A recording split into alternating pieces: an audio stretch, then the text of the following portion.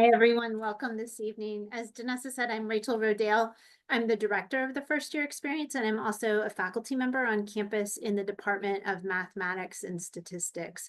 So I'm going to talk just a little bit about the overall structure of our program, and then I'll have my colleagues introduce themselves a little bit more. We'll do some questions. I'll prompt some questions and have a little bit of a dialogue, and then we'll certainly leave time available to address some of your questions as well.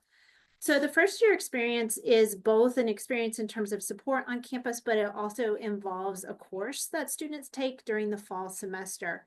So all students are required to take a first year seminar, also called the Scribner Seminar. So it's one of the all college degree requirements that Skidmore has. So in addition to declaring your major eventually and having your major degree requirements, you will also have the all college or general curriculum requirements, of which the Scribner Seminar is one. So this is also opportunity for us to build community within the first year class. So the classes are small, around 15 to 17 students. It's an interdisciplinary, it's an academic course that is rigorous. So you will do some writing, some reading, some oral presentations, dialogue. In my course, you might do a little bit of math. So it kind of depends on which class you take. But the course itself is usually rooted in the faculty member's home discipline. So as I said, my course is the dynamics of chaos, and it's rooted in my discipline of mathematics. So we talk a little bit about the origin of chaos theory. We do some of the math that helps prompt some of that understanding, but then we branch out and we think about how chaos and chaos theory comes up in other facets of our life. So in art, in popular culture, in movies, and so forth. And so that's the interdisciplinary nature of my seminar. And most seminars, in fact, all seminars will have a variety, again, the topic rooted in the discipline, but then a variety of applications or connections to other disciplines that are considered in the course. In addition to that core academic course, there's also what we refer to as the fourth hour or the transition programming that comes up in the Scribner Seminar. So in addition to being this academic course that helps transition students from high school into college level academics in that academic area, it's also a course that's going to help students get used to Skidmore and to college in general. So we're going to talk about time management. We're going to talk about academic integrity. We'll talk about alcohol and drugs on campus. What are the policies? We'll talk about mental health and wellness.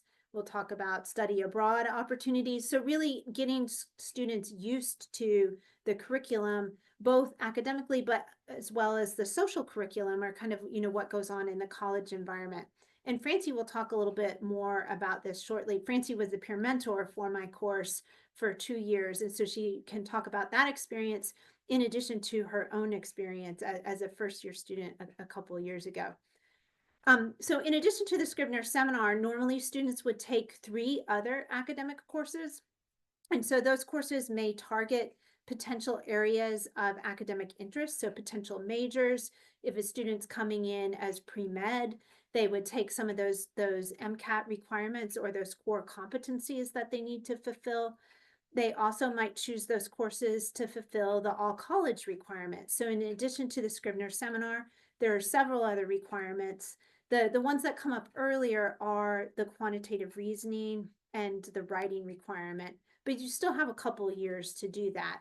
All of this is to say is that there's a lot of choice in building that first year schedule, but you're looking at, again, a blend of requirements as well as just exploring and trying to figure out what do you want to do when you get to Skidmore. So a lot of students, I think, feel like because they've been in high school and the curriculum has been pretty prescribed that, oh, I'm going to come in, I have to take my seminar, so I'll take the seminar, I'll take a math class, I'll take an English class, because I've always done that. And so there's certainly some comfort in that, but what we also want to encourage you to do is to explore. So maybe you've never had a chance to take a course on geosciences, or you've never had a chance to take a course on the history of dance. And so all of a sudden you have a whole lot more opportunities than you might have had in high school. So we really encourage you to think about those areas in addition to, continuing in areas that you feel comfortable with or that you have further interest. So we'll come back. I'll have more words to say, but for now, I'm going to let Francie and Ryan introduce themselves. And so I'm going to start with Francie. Francie, can you tell us a little bit about yourself and describe both your first year seminar and also perhaps your experience working with me for my first year seminar these last couple of years? Yeah, absolutely. Thanks, Rachel. My name is Francie. Sorry. I am a senior physics major in dance and honors form double minor here at Skidmore. I am from just outside of Chicago, Illinois, in Evanston, Illinois, where Northwestern University is located. And I am about to graduate, which is a very scary thought, but is what's going to happen next. Um, so when I was a first year student, the first year course I took was not taught by a physics professor or by a dance professor. It was actually taught by a chemistry professor. And it was called In the Lab and On the Screen. It was all about science fiction and film and TV. I have always loved film and TV. I loved science. And so I thought that was a great opportunity to kind of do something that I never studied film before. And also the premise of the course kind of focusing on um, how science is portrayed in film, how that affects our perceptions of science, how realistic is science portrayed in film? Does that make people think differently about science?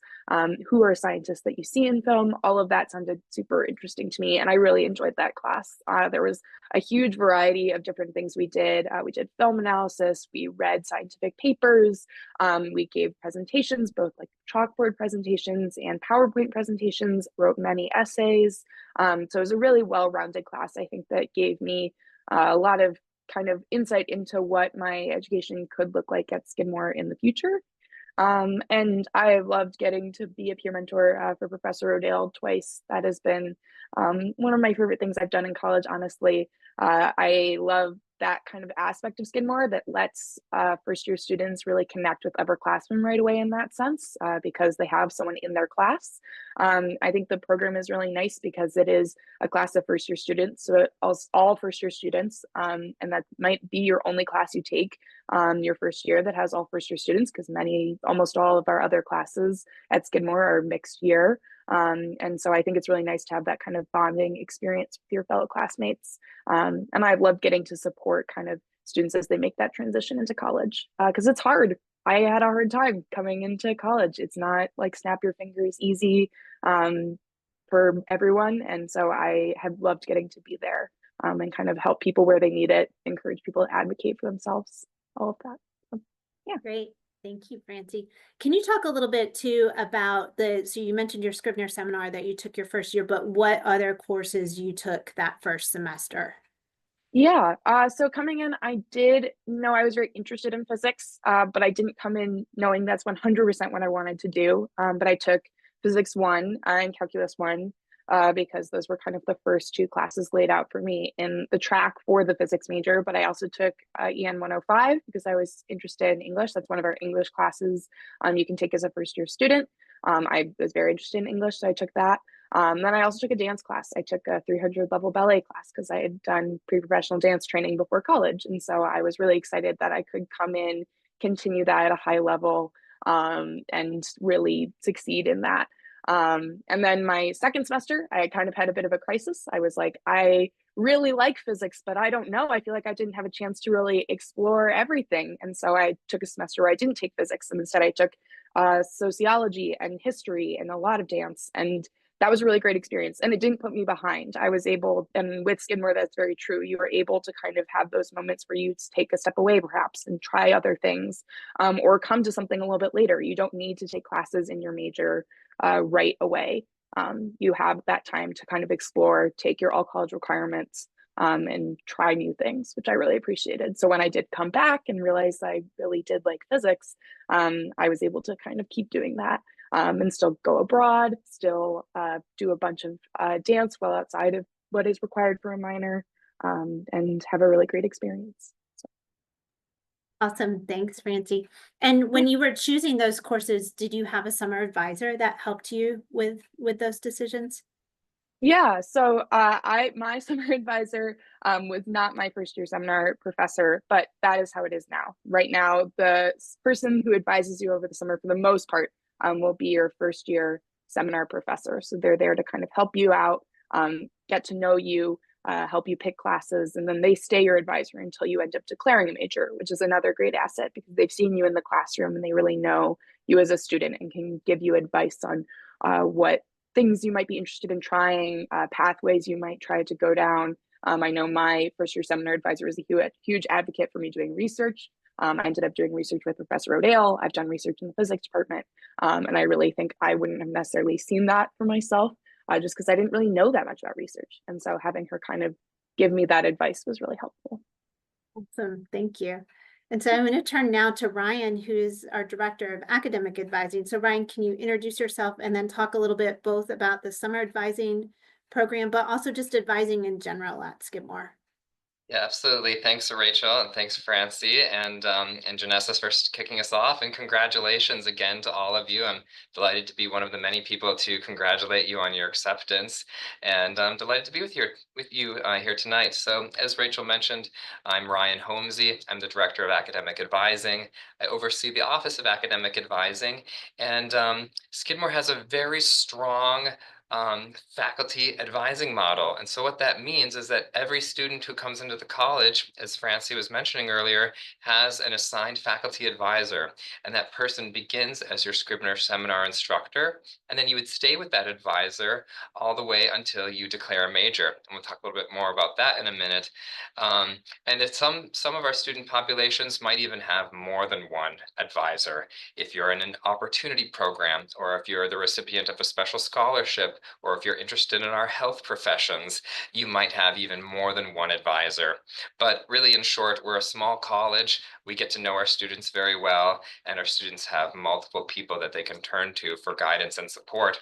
So in my area, not only do we support the faculty in their role as advisors, but we're also available to supplement the faculty-based model. So what that means is that my staff and I, we're available to all students at all levels of academic standing, from the first year through to graduation, and across all academic departments and programs. So we're a resource, one more resource for students.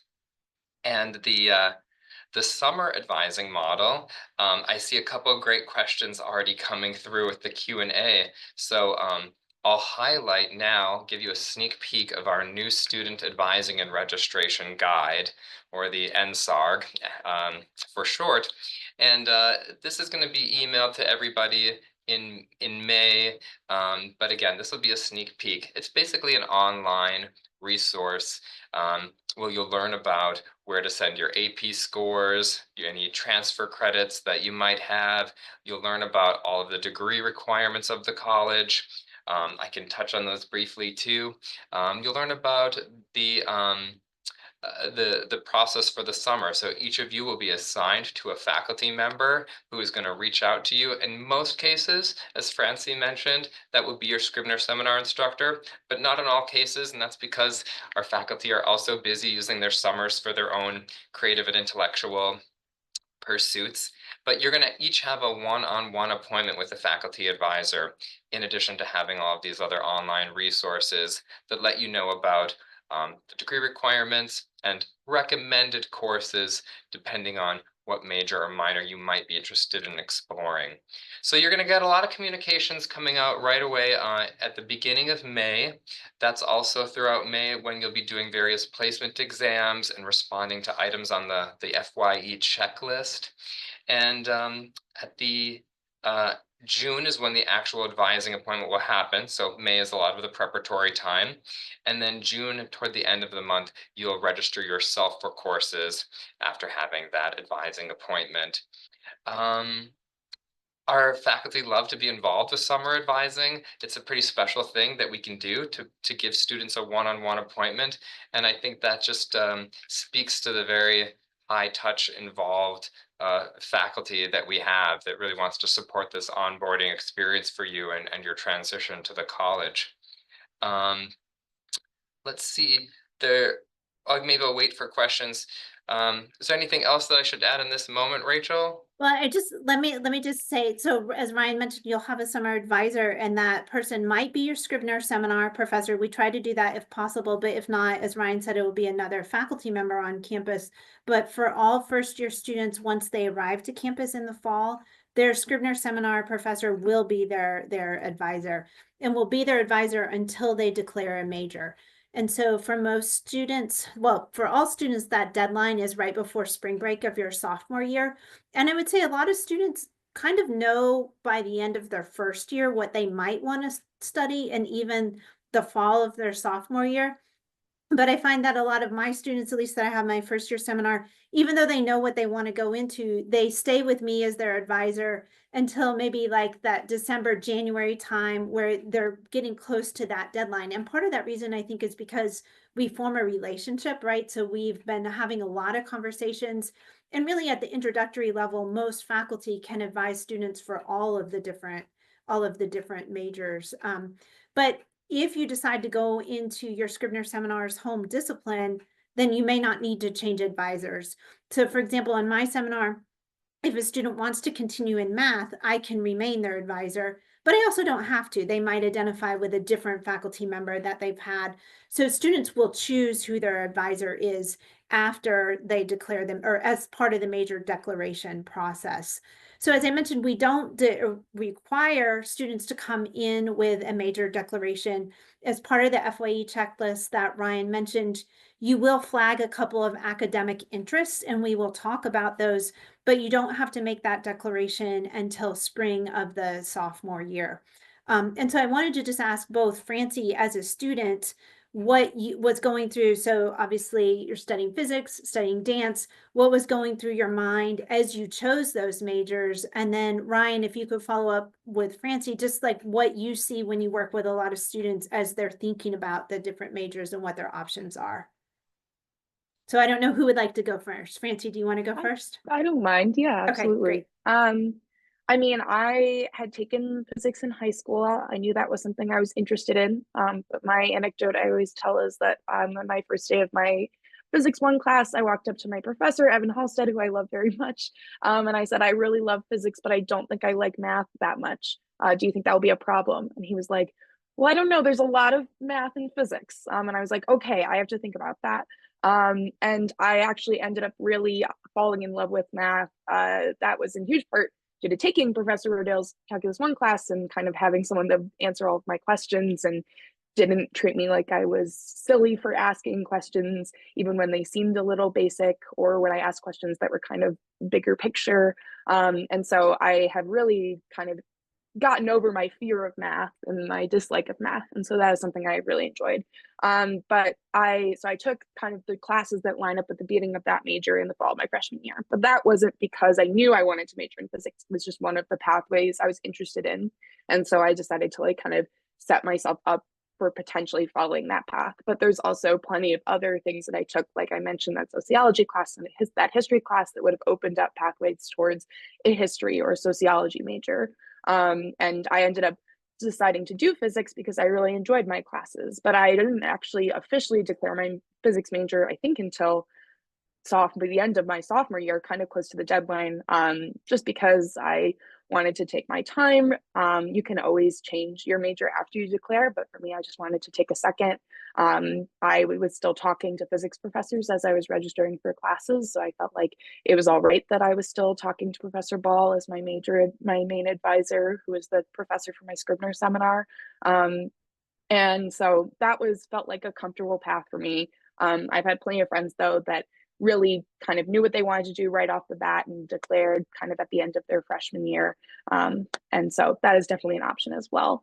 For dance, that was something I definitely knew I wanted to do coming into Skidmore. I originally planned for it to be a minor, and that's how it's ended up. But I did have a moment in the middle of college where I was like, could I make a double major work? And I really thought about it, and I talked about it with some of my advisors, and we just landed on that I wanted to really be able to kind of take a lot of classes in a lot of different areas, take English classes, go abroad, do all these things. And I just felt that I would personally be a little overwhelmed doing a physics and dance double major.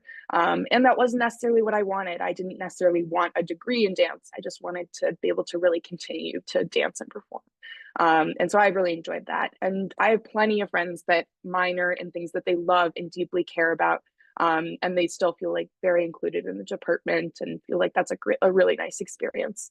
So I would say also don't feel like you need to major in something to be able to take classes in it. That is not the Skidmore way. The Skidmore way is take classes in the things you're interested in. And also don't worry too much right now. You have time. Most of the majors can be completed in 2 years if you really took only classes in that major. So that gives you some breathing room in terms of filling your all college requirements, coming to things perhaps a little bit later. So just try things you like. I think that's the best way to figure out what, try things you're interested in. That's the best way to figure out what you'll do.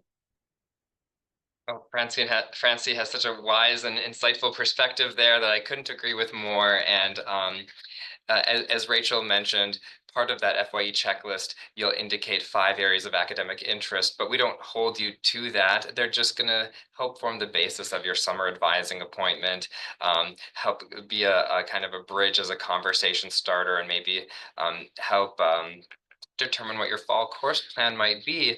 But I think a lot of you will probably be relieved to know that there is no pressure to declare a major early on. In fact, when you think about the total number of credits that you will earn to complete your degree, it's 120. Most of the credits will actually be outside of your major, more than likely. So that's the spirit of the liberal arts education that Francie's talking about, is its breadth and its depth that comes from the discipline that you'll eventually choose. Most of our degree programs can be completed in about 2 years, although those programs in the sciences and in the arts can tend to be more sequence-based. You'll have an opportunity to explore, and you'll want to take foundational courses in any of those areas that you're interested in exploring. But as Rachel mentioned, our rising juniors right now, just this past month, had their deadline to declare, and I would say about a little more than half of the class of those rising juniors waited to that moment. And I see that as a good thing, because they were able to take a variety of courses at Skidmore, so maybe sometimes elsewhere through travel seminars or study abroad experiences. They were able to have a lot of conversations with faculty, with their classmates, get involved in co-curricular activities that were really going to help inform the direction that they want to take. So, so that is the beautiful part of it. There's a lot of time to explore. And I think doing all of those things, having those conversations with faculty, connecting with your peers, are ways. I think there's a lot of times some external pressure, which is ironic that just as you begin your college career, there's like this pressure to, maybe from family, maybe from friends, maybe from just society at large, that says you have to have a major right away and you have to know exactly what you're going to do with it. And if you don't figure that out, then you're just going to ruin your life. And that's absolutely not true, of course. You don't have to have it all figured out right now. This is the beginning of a journey. That's the piece that I really want to impress upon you.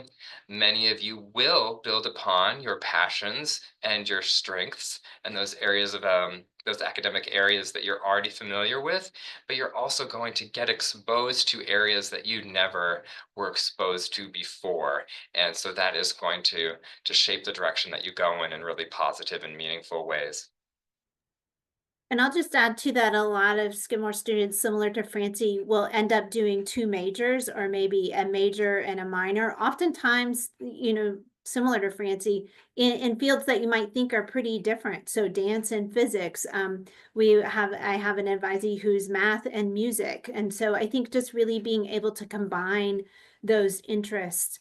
I do want to talk, both of you mentioned the all college degree requirements. I know I mentioned it earlier, the Scribner seminar is one of those. And so I just want to talk a few minutes about what are the other degree requirements.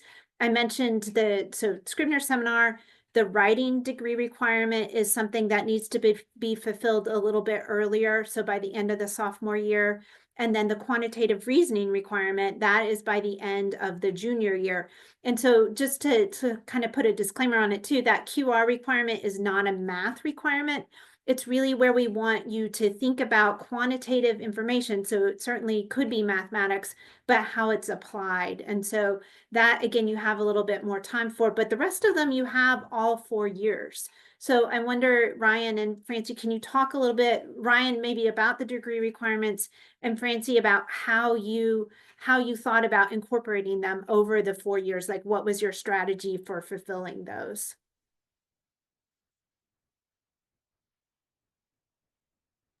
Yeah, I'll go ahead and start. So there is kind of this larger overarching 120 credits degree requirement. No student graduates with fewer than 120 credits. But what the really beautiful special thing is that no two students will actually complete their degree by taking the same courses. So we really worked alongside you to make sure that students have the most individualized and meaningful pathway to graduation, while satisfying all these many tiers of degree requirements. So within that 120, you're going to have the specific courses for your major or your minor with varying degrees of specificity. It might be a very specific 101 course, but there also might be electives within your major. Then those broader all college requirements include a bridge experience, senior coda, your kind of culminating senior experience. Rachel already mentioned the expository writing and the applied quantitative reasoning.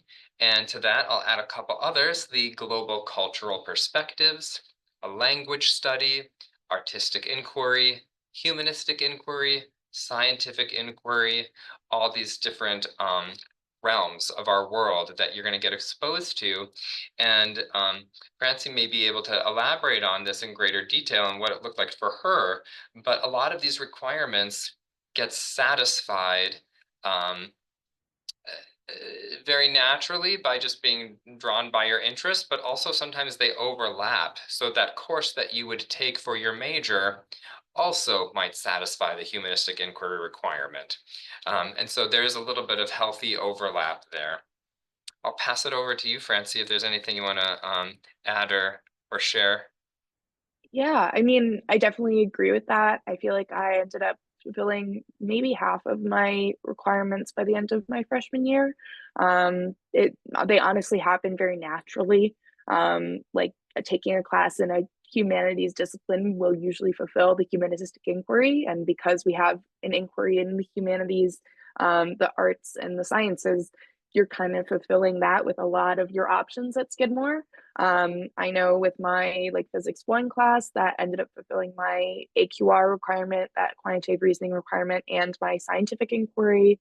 For dance, we offer a dance history course that fulfills our bridge requirement, which is a class about power, justice, and oppression. Or no, that didn't fulfill my bridge. Sorry, that fulfilled my global cultural perspectives, and also would have fulfilled the humanistic inquiry if I hadn't already taken something in the that was humanistic inquiry. And so counting those things is really nice. And I also enjoy that departments really offer you a lot of options. I did my bridge experience in the physics department. So that's a class that a lot of people end up taking kind of through like the social work department or the sociology department, but there's also options to take it outside of that area. My class was called Physics and Society. It was all about how physics has impacted society, how physics has been used for good, how physics has been used for bad. It was honestly a really nice time to kind of step away from learning the science of physics and start learning about like the impact of physics and a bit of the history of physics as well. Those are things that are covered at times in my classes, but to have a whole class dedicated to that felt really special. And that was a class also that drew a lot of people from a lot of different sciences because it was in a science. And so people were excited about that. We had biology majors and computer science majors. We had geology majors in there. So that was like a really nice time to just kind of meet new people, meet people that were interested in science, people that had a lot of physics knowledge and people that didn't. And I honestly really appreciated the all college requirements. It gave me like a good chance to kind of branch out, try new things. You also can fulfill some of those requirements when you go abroad. I know a very popular one to fulfill abroad is our language requirement. I did that. I took German in Scotland when I stayed abroad, which might not be your first thought, but I enjoyed it, and it was kind of fun because there was a professor who was like teaching in this country that she was a German a professor. She was teaching in Scotland. It kind of felt like a bunch of layers, but that was a cool experience too. And so there's definitely flexibility. You'll find yourself very often fulfilling the requirements over and over again because many of my physics classes have counted for scientific inquiry. So I found it to be not too painful of a process at all. I'm trying to think if there was any requirement that really took a lot. I don't think so. I think most of them felt pretty straightforward and fell in line with either things I was exploring or was interested in, or I ended up studying. Great, thank you. And I would say that a lot of times when I work with my advisees, sometimes students will come to an advising meeting and kind of have the attitude like, oh, I just want to get my general degree requirements done and out of the way.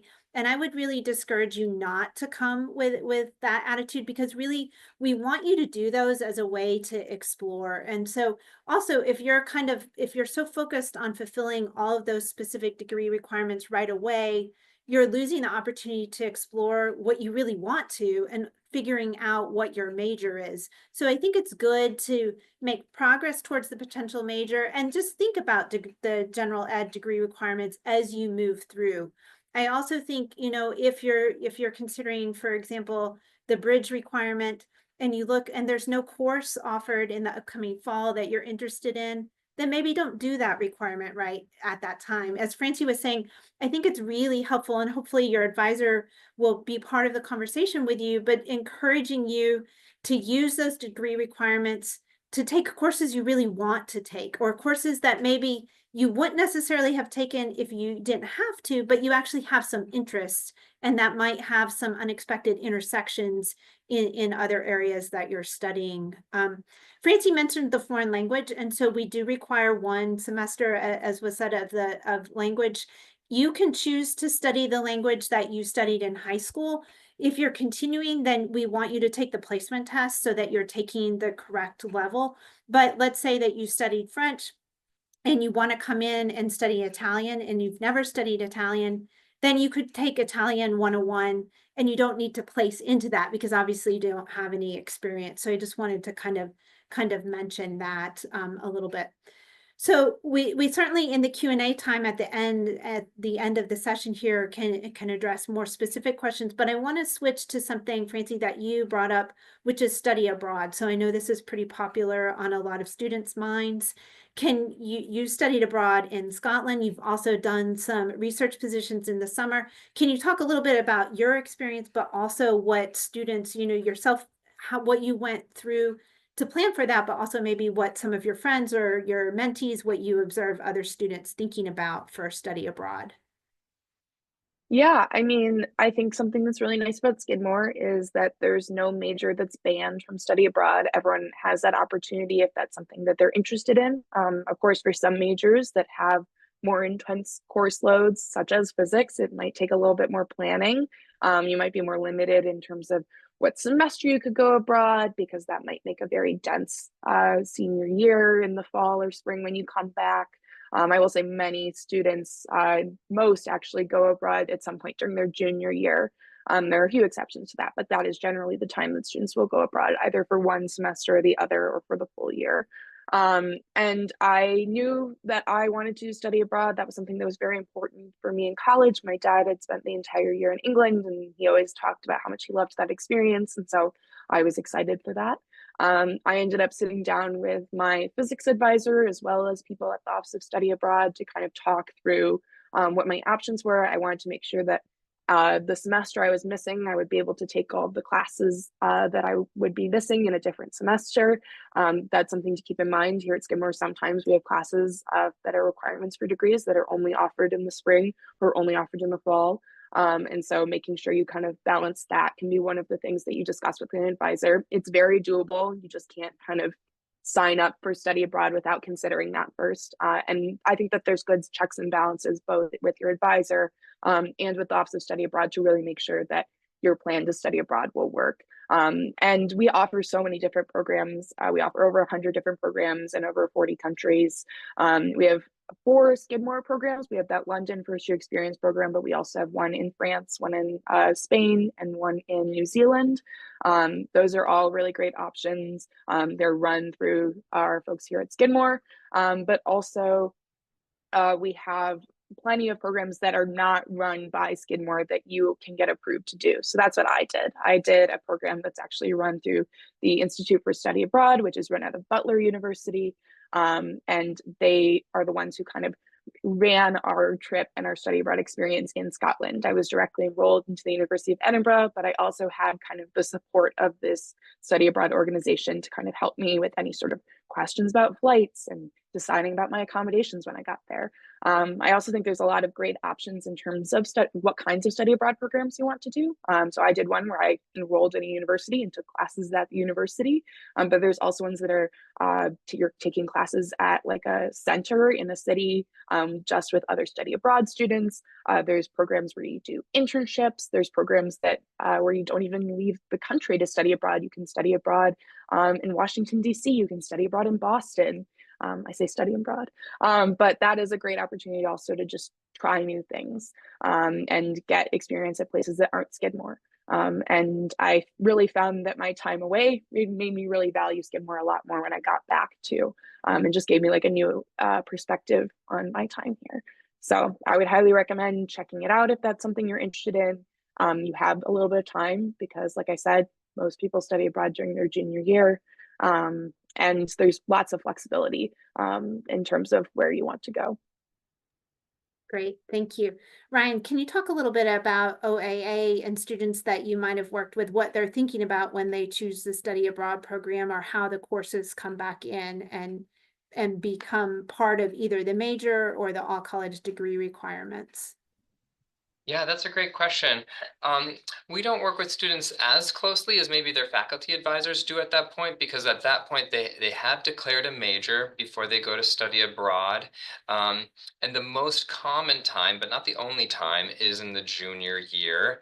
And so because we have so many students who study abroad, I think a lot of programs are aware of the best timing to do that.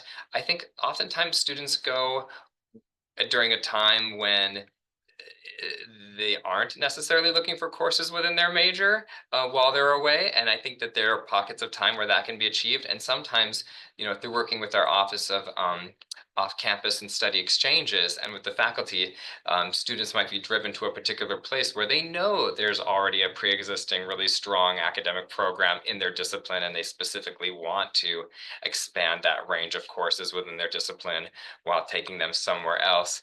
But it kind of acts like transfer credit if it's not like a Skidmore away program, meaning another approved program, but not led by Skidmore, but led through one of our partners. Then it comes through transfer credit, which is a pretty easy, straightforward process that's approves courses in advance. So students know exactly how credits will transfer back, how they're going to apply to degree requirements, or if it's already in a Skidmore away program, then that process is even clearer because there's no actual equivalencies that have to be looked at. Great, thank you. The next question I want to talk about, somebody had put in the Q&A, but a little bit about the process of registering for classes and if it's hard to get into the courses that you're interested in. So both Ryan, from your experience, and then Francie, from somebody who's actually gone through this now 8 semesters. I can't believe that. But what was, what is the process like actually registering, and are you able to get the courses that you want? Yeah, sure. I'll go ahead and start and then turn it over to Francie if she wants to add to it. So you'll see this when you look at that new student advising and registration guide. There's one of the pages there that's devoted to preparing for your appointment and preparing to register. And there's 2 different ways students can register. First, they register themselves. No one registers students for them. So you take ownership of your schedule, and you get a time ticket. So there's a moment when the registration opens up for you, and it doesn't happen all at once for every student population, because then our system would probably crash. But it is fair because it looks at the first letter of your last name, and it flips from term to term, and it looks at your class year. So the farther along you are in earning your degree and completing it, the earlier you get to register. And that just helps ensure that students do get the courses that they need in order to stay on track to graduate. For this summer, I'll let you know the exact date. So registration is on Tuesday, June 24th and Wednesday, June 25th. Now, What I would say, kind of the tips is that if you see a wait list, it's probably a popular course. And given that all of our continuing students have begun to register by the time you would register, I wouldn't advise getting on a wait list.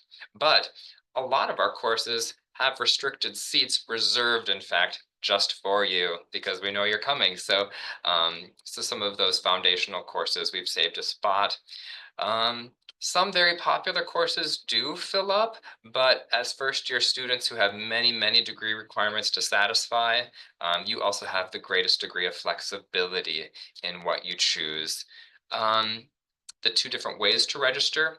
One is through our schedule planner, and students can load up all of their proposed courses in advance, kind of put them into their shopping cart, so to speak. And then as soon as their registration opens, they can submit their shopping cart and, cross their fingers.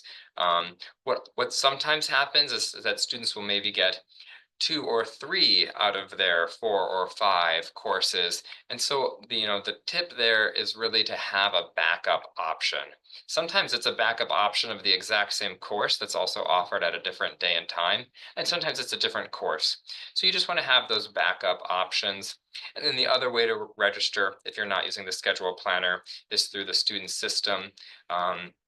The place you go in as a student and access your degree audit or your other personal information, probably also your financial information.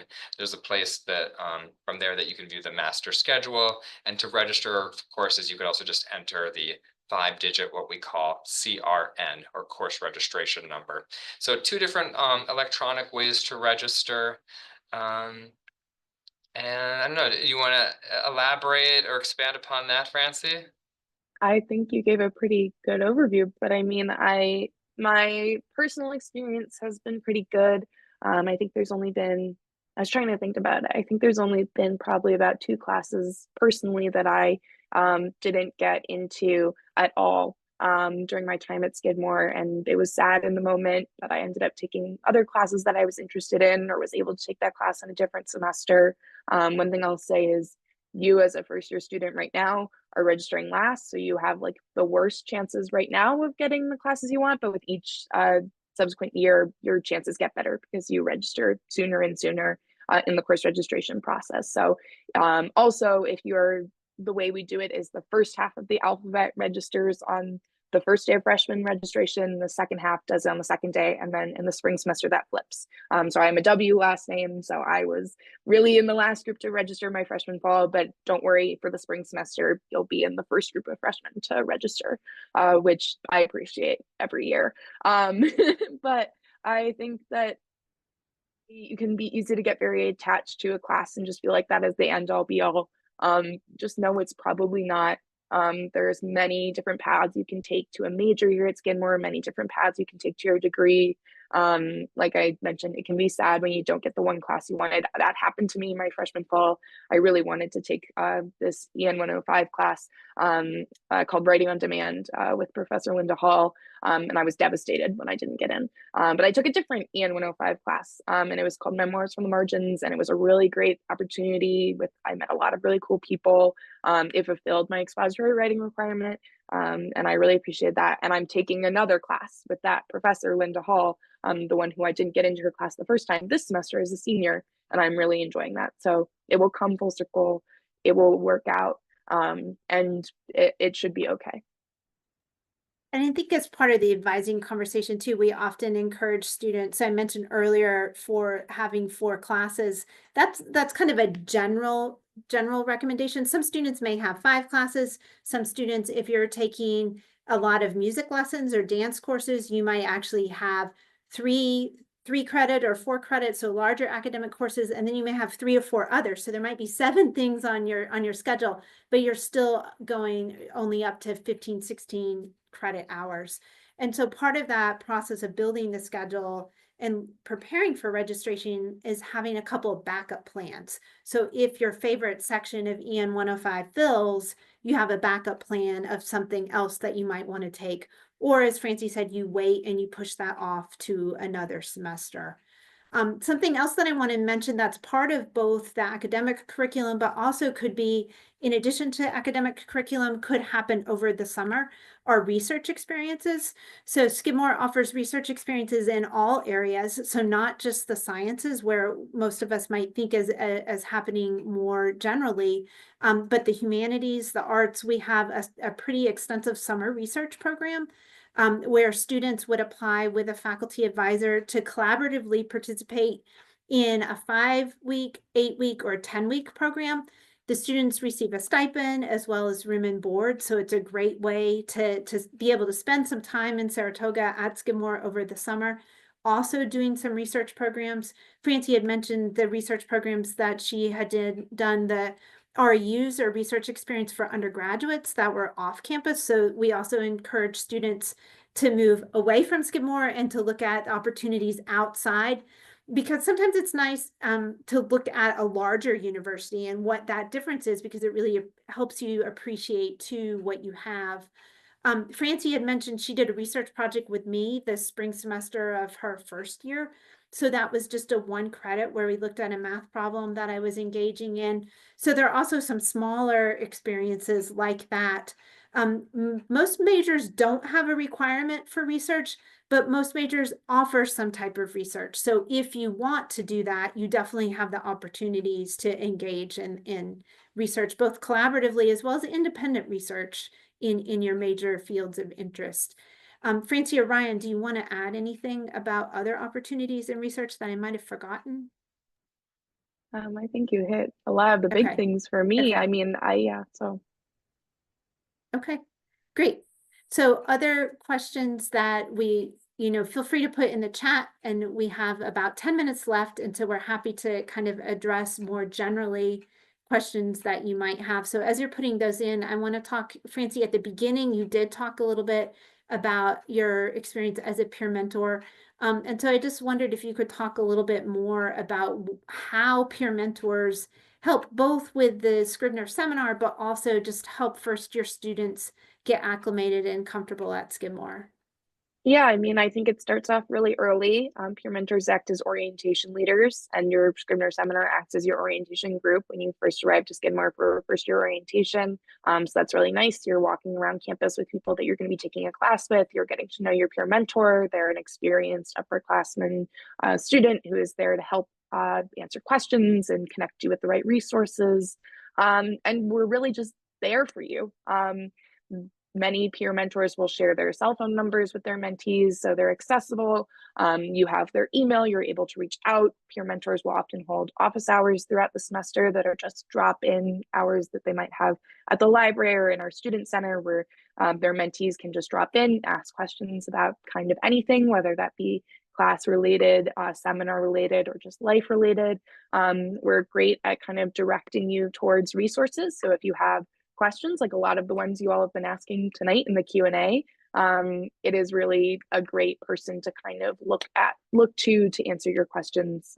We are not only experienced students, but we also get specific training on all of the Skidmore resources and being a mentor at the beginning of the year. So that is like a really nice thing to have. That was something I really appreciated as a first year student. Just having someone that knew what they were doing and knew the student experience and was able to like help me figure out where I was going and what I was doing. And also it's really nice because they can kind of the peer mentor can kind of act as a liaison at times between the seminar students and the professor, because you're occupying 2 very different age groups even. And so just having someone that lives on campus, lives the life that exists on campus, and can kind of connect you, make that connection is really nice as well. So I think it's a nice thing that not every school, in fact, most of the schools I looked at didn't have a program like this. And so I think that's a really nice thing Skidmore does. Great.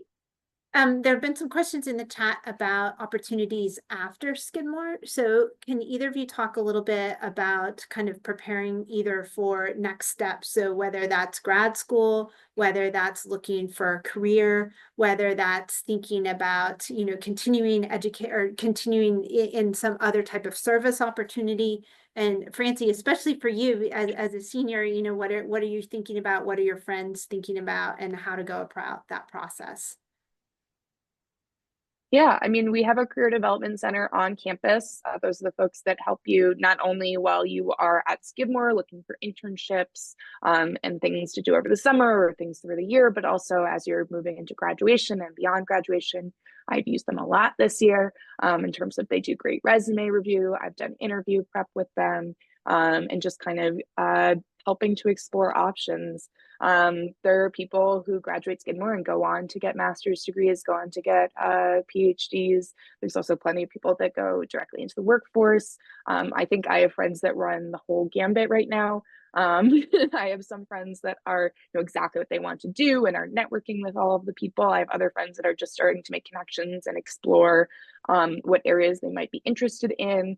I have friends that are going on to grad school, both masters and for PhDs.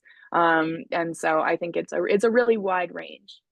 Me personally, I previously did research at CERN at the Large Hadron Collider last summer. And so this summer I'm going back as a on-site program coordinator for that program. And I'm also going to get to do research there again. So I'm excited to kind of get to build my research skill set, do something I haven't done before, doing firmware research this time, which I'm very excited about.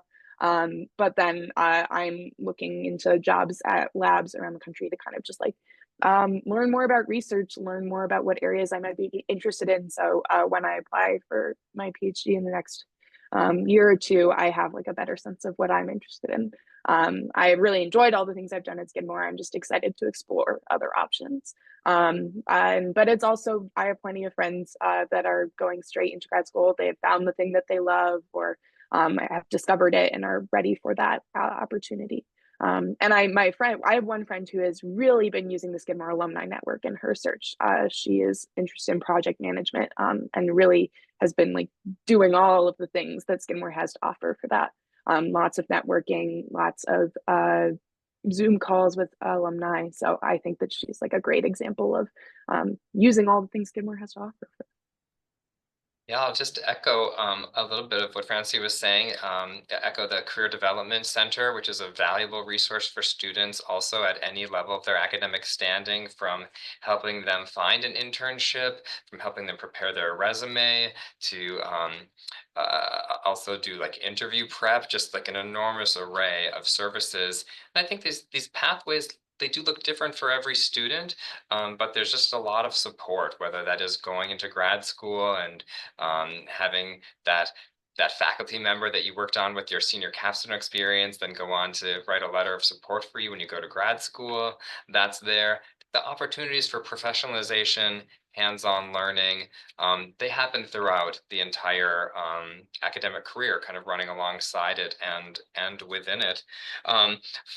Interestingly, I was on a small committee today where we were awarding what's called the See Beyond Awards.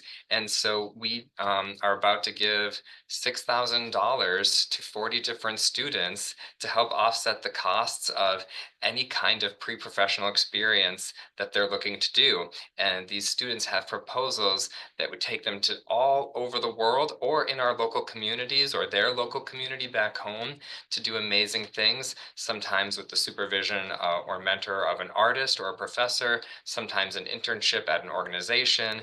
They're working in hospitals, they're doing research.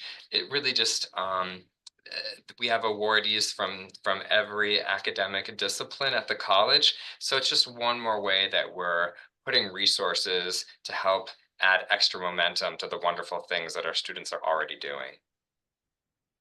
Thank you both.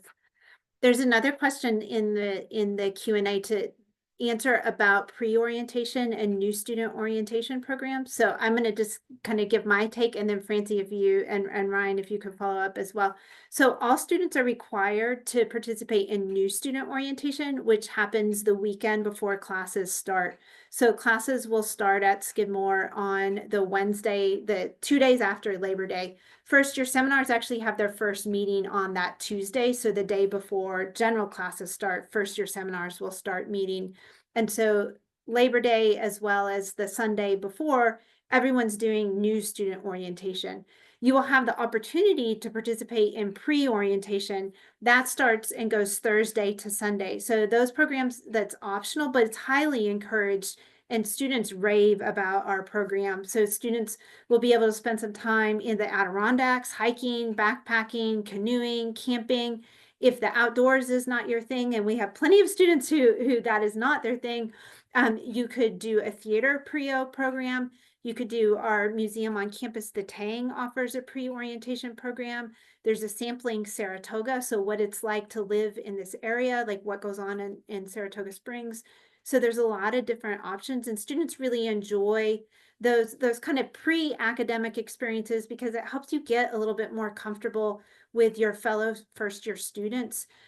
Many students cite that the friendships that they make in pre-orientation last throughout their 4 years because they really have bonded doing a lot of interesting experiences in the time where you're so excited about college but also nervous and anticipating what's going to come in terms of the academics. So it's a great opportunity to kind of set that stuff aside a little bit and engage in some fun activities.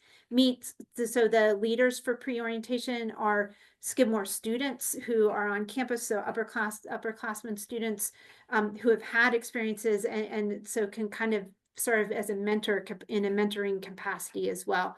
Francie, did you do PREO? I can't remember the year if you had that opportunity because of COVID or not. Yeah, I did. The Okay. year before me didn't, but I did. And Okay. even though I didn't recently walk away with any lifelong friendships from PREO, there's still plenty of people that I still wave hi to on campus that did my pre-orientation program with me. I did one of the outdoors ones, but we didn't sleep under tarps. We slept in cabins, which was nice. But I really enjoyed it. I always talk about it as kind of a way to kind of jumpstart your friendship muscles, which can be something that is a thing that people struggle with a little bit when they get to college, just because you have been living and going to school with the same people probably most of high school, if not longer. And so it's just a great opportunity to have some upperclassmen students kind of help you do icebreakers and get to know people and talk to people and just have that opportunity to interact with people. You get to move in early if you do the pre-orientation program. So you set your stuff up if you're staying on campus.